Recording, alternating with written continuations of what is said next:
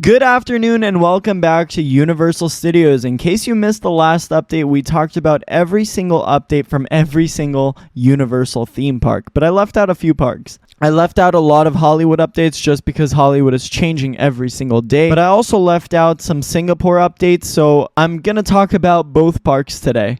Now let's start off with Universal Studios Singapore. I never thought that I'd ever see a Minion ride opening in 2025. Take into account the first Minion ride opened all the way in 2014. And this happened in Hollywood. It replaced Terminator 2 3D. And as a kid, I was very disappointed because I love Terminator 2 3D. That was one of my favorite rides. While I was at Universal, I loved watching Terminator and Waterworld. But Despicable Me Minion Mayhem replaced Terminator 2 3D, and I was really saddened by this because I loved it. Now, Minion Mayhem, it might not seem like a popular attraction, but it somehow made its way to every single Universal theme park in the world. It made it globally. Push Pitbull to the side because the real Mr. Worldwide is the Minions from Despicable Me. Now I get it. The movies are popular, but Despicable Me Minion Mayhem isn't the world's greatest attraction. It's rather a B, maybe an A ticket attraction. And the height requirements are ridiculous on that ride because it's targeted towards kids, but the minimum height requirement is 42 inches. So you have to be pretty darn tall to get on this ride. Now, of course, the laws are different everywhere, so it might be shorter in different countries. So maybe in Singapore, it's maybe 38 inches. But one thing people don't actually know is that the ride vehicles are lifted 15 feet above the ground. Not the relative ground, but the ground beneath the relative ground. There's some like robotics underneath the main ride vehicle. Anyways, Singapore is getting the Minion Mayhem treatment, and Minion Mayhem is identical at every single Universal park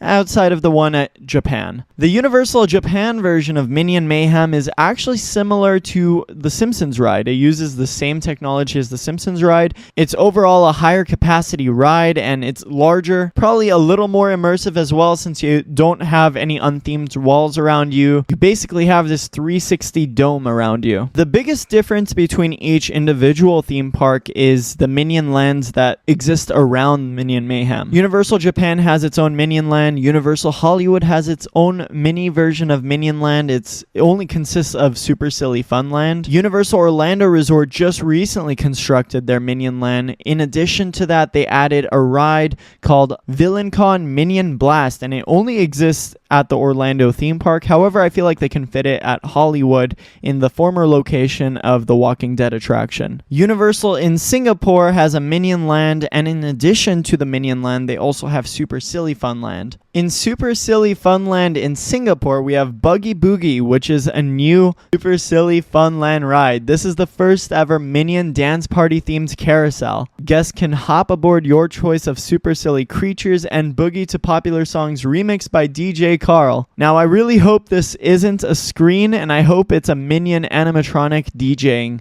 on this carousel. That would be awesome. We also have Silly Swirly, which is different than the Hollywood version because guests can take off in a uniquely styled ride vehicle and spin and soar in the sky while catching views of Super Silly Funland and the lagoon. Speaking of the lagoon, it's so cool that Singapore has a waterfront at the edge of Minion Land. More specifically, Super Silly Funland. It actually feels like a boardwalk land. Just the only thing that it's missing is that iconic ride from the movie. In Super Silly Funland, we also have the Super Hungry food stand, along with an ice cream stand right next to it. In Gru's neighborhood, we have the main attraction, Minion Mayhem. And outside of Super Silly Funland and Gru's neighborhood, we have the Minion Marketplace. And over there, you can find Sweet Surrender, Pop Store, and the Fun Store. Sweet Surrender is the candy store of the land. You have lots of Minion-themed plushies, along with Minion candy. Lots of it. In the Pop Store, Universal says guests can get the latest fashion items and latest trends with a Minion twist. Hopefully this means new Minion merchandise globally. I hope they share the merchandise they sell in here. And lastly, we have the Fun Store, which Universal says experience the inventive Minions in action at this research and development shop. Stock up on accessories and toys and gadgets. And that's everything I have for you at Minion Land in Singapore. Minion Land opens to Singapore on February 14, 2025. Like the Minions, we never thought that we'd see another attraction from their property in 2025. But in 2026, we have a Fast and Furious roller coaster opening at Universal Studios Hollywood. Fast and Furious is probably one of the largest Universal Studios franchises there is to date. It's crazy that Fast X came out 2 years ago, and there are 2 more Fast and Furious movies on the way. But to help us prepare for those 2 more Fast and Furious movies, to celebrate the end of the franchise, we have a new roller coaster that is opening to Universal Studios Hollywood, Fast and Furious Hollywood Drift. And there are rumors that this roller coaster is going to go to more than just one Universal park. The standing rumor is that Hollywood Rip Ride Rocket over in Universal Studios Florida will close to make way for, you guessed it, Fast and Furious Orlando Drift. And wait, there's a lot more than that. In Beijing, we also have Beijing Drift. These won't be carbon copies of the original roller coaster in Hollywood. They'll have their own take to it, but they'll all be manufactured by Intamin, have similar launches, similar elements, maybe the same pre-show queue video. But outside of that, they're all completely different roller coasters. The last time I visited the theme park, we have a lot of updates to talk about. And to start, I just wanted to talk about theming on this roller coaster. I'm not sure if we're going to get that much theming a part of this roller coaster. Universal loves to theme their roller coasters, like look at Velocicoaster, but it makes it really hard to do that on the side of a hill. So we'll see what they do in terms of theming out here in Hollywood. They might just have a basic gravel base and just maybe some cars, prop cars here and there. In the last video, we heavily talked about the blueprints, the queue, the station. In today's video, I'm talking about the theming because they just started theming the building. Looking at the back part of the main structure, you could see that they've already decorated and started theming the station to look like an old industrial garage made of brick. And going back to original concept art we had from maybe 2015, by the way, this roller coaster has been in the works for a long time. They've been thinking about making a roller coaster like this for a while.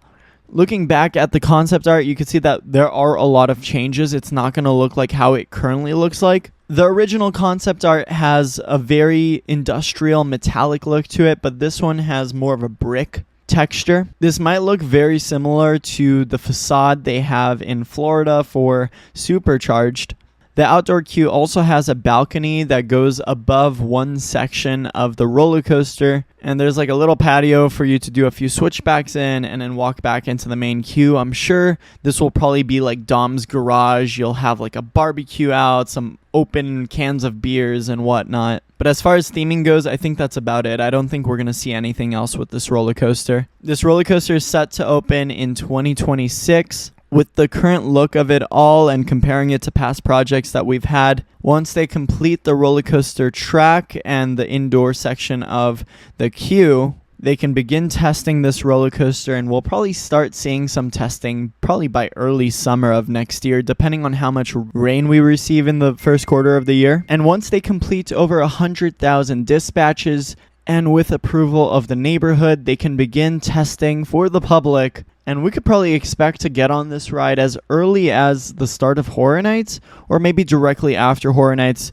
pre-Grinchmas. This all really depends on how much work they get done within the first quarter of the year. If it rains a lot, it might be unlikely that we see an opening in 2025. But I can tell you this right now, there's going to be a 100% chance that we get to ride this ride by January of 2026. This ride will most likely open in February or March. I feel like if they align this properly, they can probably release the roller coaster simultaneously with the next movie. And I guess before or after the movie starts or ends, they can put in their own little advertisement saying, come visit Universal Studios and ride the movies, or whatever they usually say. They did this with Jordan Peele's Nope when they opened up Jupiter's Claim. It actually came out the same day as the movie.